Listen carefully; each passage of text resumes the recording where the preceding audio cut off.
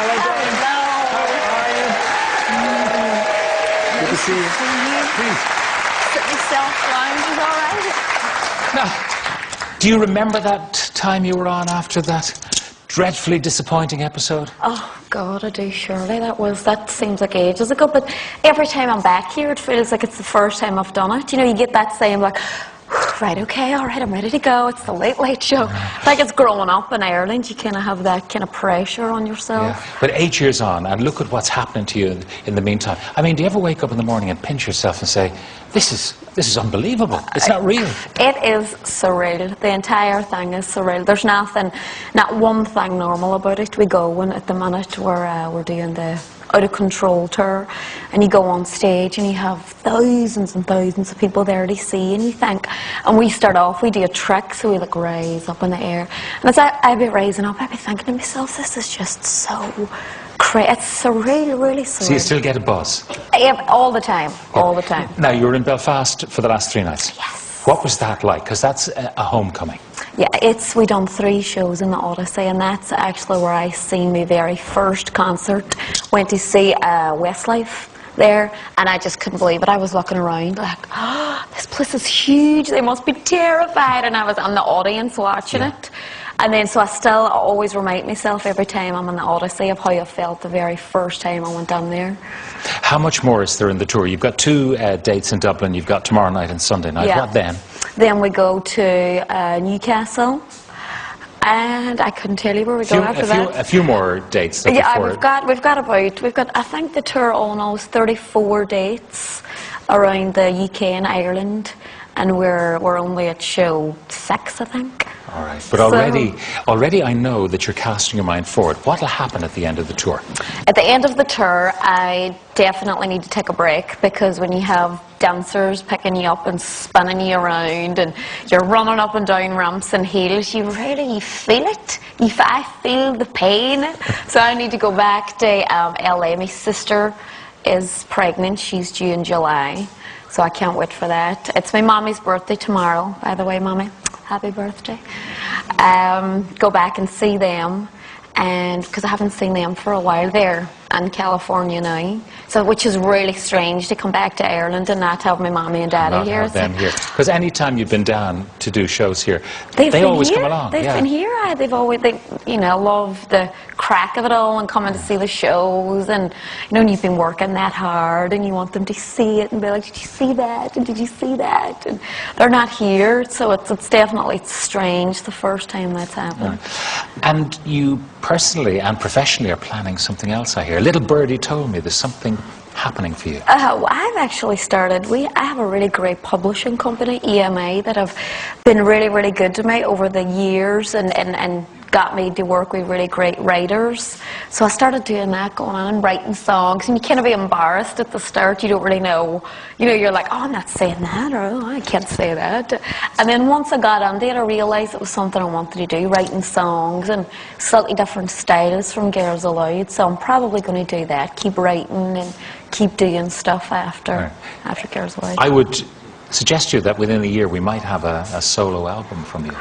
I have loads of material of stuff to do, loads of songs, but it's just about the timing and about getting it right, and you want to have the right songs that you put out, and you want to have everything kind of right. You don't need to rush anything. Yeah, but so Girls Aloud, you're so phenomenally popular. The biggest thing to come out of, the biggest girl band certainly to come out of any reality show.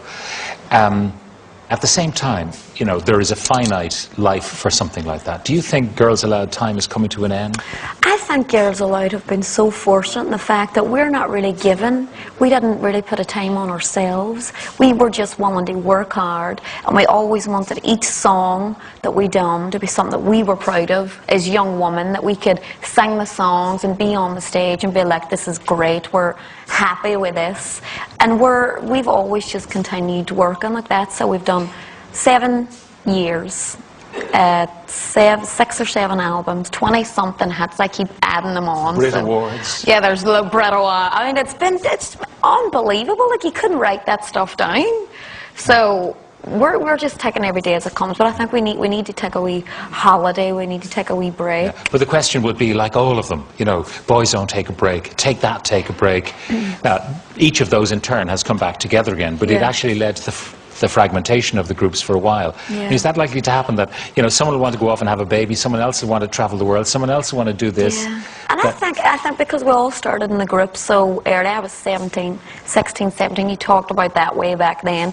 And since then, I went from, you know, my mommy and daddy writing me notes in school, Nadine has no homework because, to having 4 other girls in a group and having a career and a record label and managers. And I remember at the time when, you know, that whole Six thing was happening, people saying, but she's too young anyway. How can anyone make up their minds that this is what they want to do with their life at such a tender age? Yeah. But it turned out that you did know what you wanted to do. I definitely, I mean, I couldn't do anything else. I would be the worst lawyer in the world to fail every case. You would hate me as a doctor. I mean, this is all I have to do, what I'm going to, you know, be good at, hopefully, or what I think is the right direction for me, and singing is it.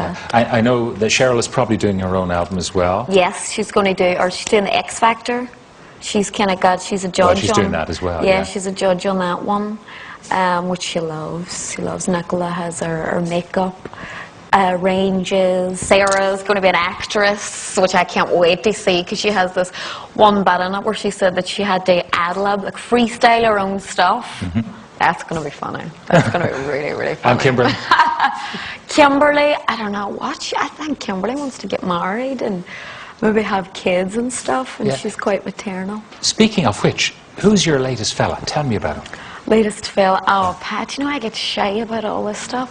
I don't even want to call him my latest. Oh no, he's lovely. He's a great guy. His name's Jason, and he's from California. There's a picture that looks terrible.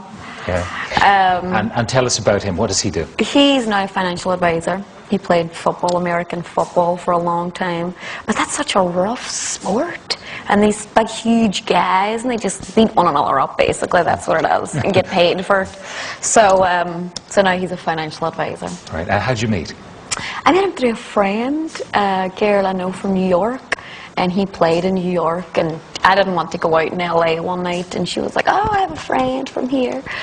And then that was it, and I was in a t-shirt and had a stitch of makeup on and some flip-flops, and I was like, oh my God, why? But he was all right with it. Have you brought him to Ireland yet? He wanted to come for this stuff, but there were so many other people. I wanted to see all my friends and my family and my cousins, and so he would have spent half the time sitting, you know, watching girls gossiping, so it wouldn't have been that much fun for him. Now, you mentioned LA. LA is home now. No. Ireland is home. Ireland. Derry is home. And then I come home to Ireland, and then I have a house in London, and I have a house in California. That's where my family are now.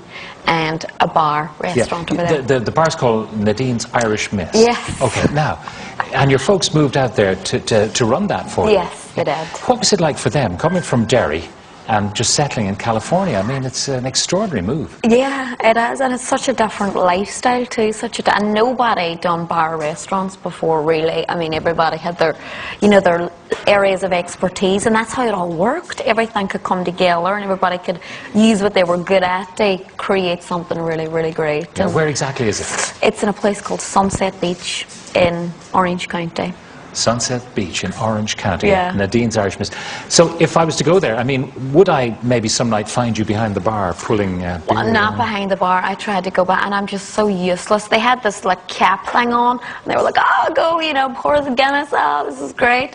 And I didn't take the cap off, and the thing shot out and fell into the glass. And I can serve food, though. I could serve you something. Maybe sing you a song, or, Sounds good to me. Pour you a cup of coffee. And Pat Savage sends his love, by the way. Pat Savage, yeah. Pat is a great pal of mine over the years. Is this the beginning of something else, by the way? Will there be a chain of Nadine's Irish Mist bar restaurants all over the United States? All over the United States. I mean, to tell you the truth, Pat, if I wanted to set myself to an early grave and I wanted to really stress myself out, I would go and open another bar restaurant.